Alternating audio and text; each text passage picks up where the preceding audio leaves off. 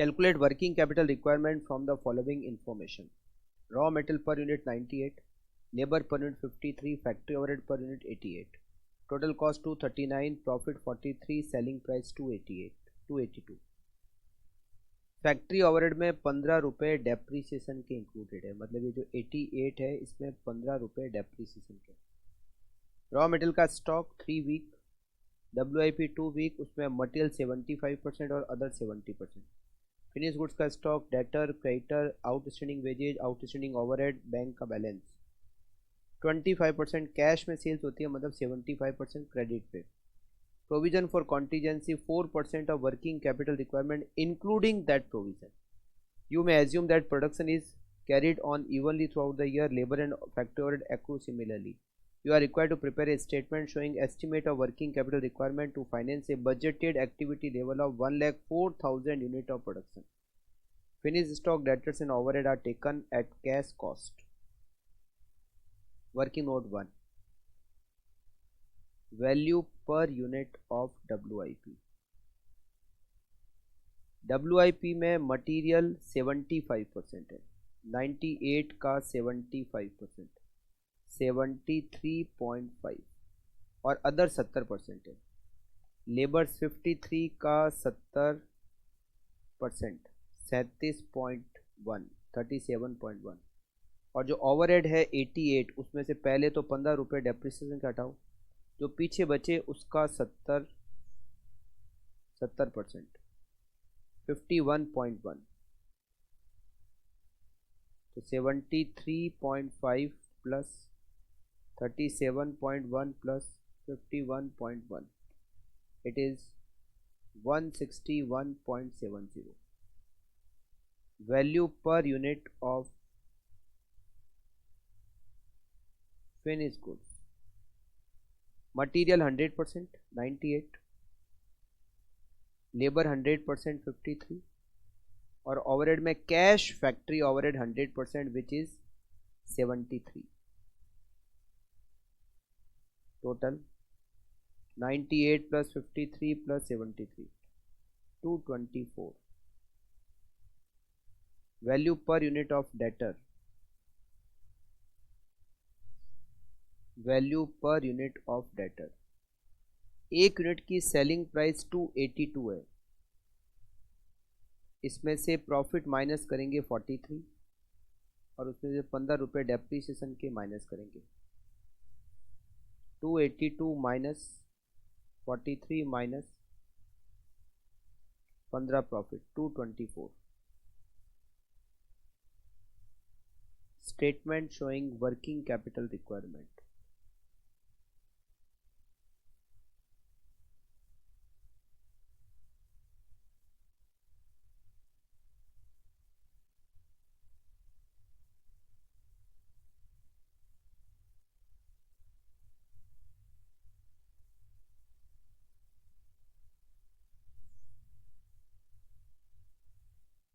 Current assets.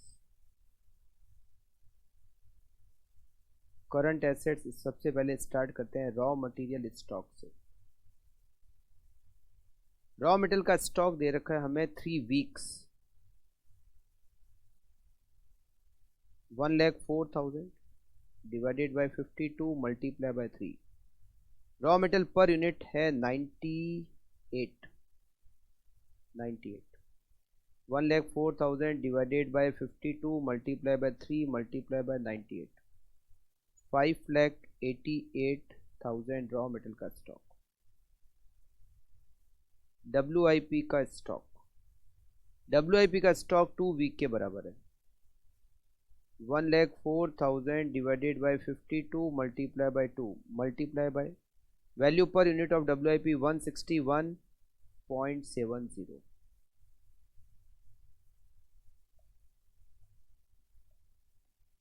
6,46,800, 646,800।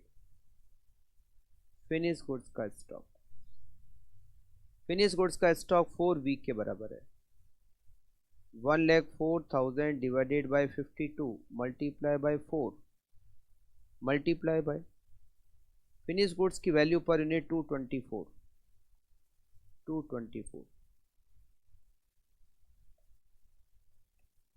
17,92,000. Debtor 1,04,000 divided by 52 multiply by debtor 2.5 week के बराबर है, मल्टीप्लाई बाय 2.5. डेटर की value per unit 224 multiply by 75%, क्योंकि 25% cash sales है तो क्रेडिट सेल 75% हो गई.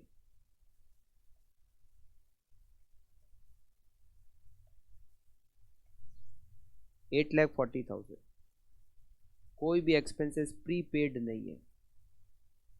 कैश बैलेंस हमें रखना है 2,25,000.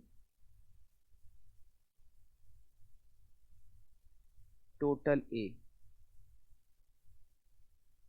5,88,000 plus 646,800 plus 17,92,000 plus 8,40,000 plus 2,25,000, 40,91,800. B current liabilities.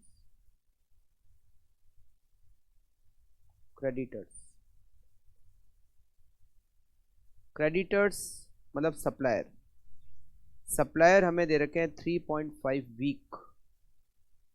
1,04,000 divide by 52 into 3.5.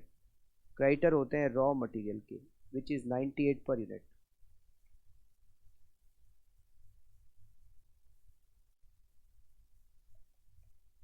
$6,86,000. Outstanding wages outstanding है 2 weeks. 1,04,000 divided by 52 into 2 into wages पर यूनिट है 53.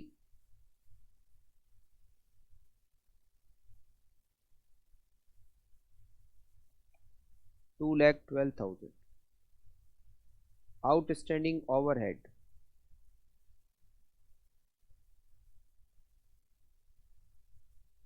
ओवरहेड आउटस्टैंडिंग है 1.5 week. 1,04,000 divided by 52 multiply by 1.5 multiply by overhead 88 जिसमें 15 रुपये depreciation है 73.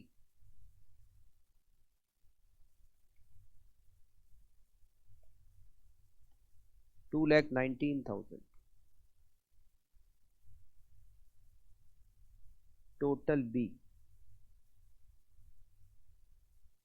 6,86,000 plus 2,12,000 plus 2,19,000 11,17,000.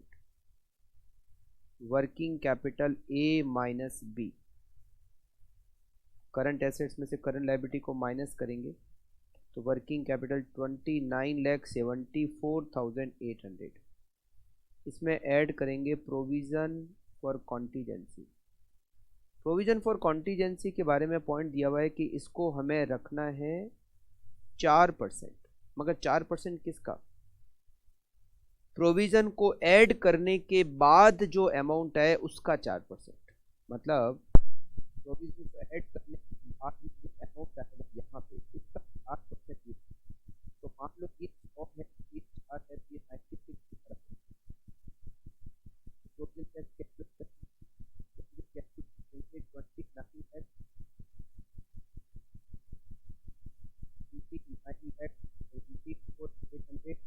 divided by 96 into 4 29,74,800